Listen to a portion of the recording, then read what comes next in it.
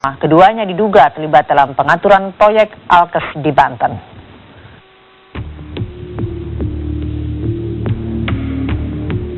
Jerat hukum Gubernur Banten, Ratu Atut Chosia, semakin bertambah. Setelah ditetapkan sebagai tersangka sengketa pemilu Kada Lebak, kini putri mantan Jawara Banten itu kembali ditetapkan sebagai tersangka.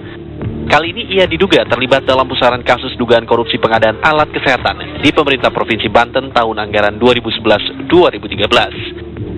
Telah menemukan dua bukti yang cukup, yang kemudian disimpulkan bahwa kasus ini bisa ditingkatkan ke penyidikan dengan tersangka RAC.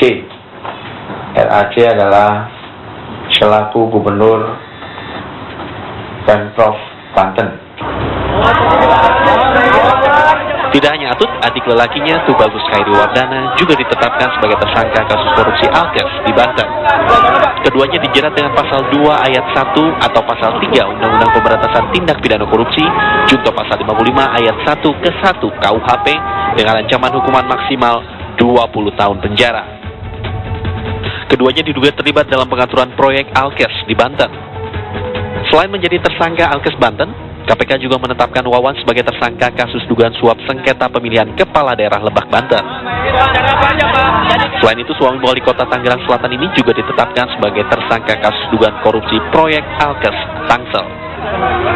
Tim TV One mengabarkan. Ya, KPK kembali memeriksa Budi Mulya dalam kasus Senturi. Lantas bagaimana perkembangan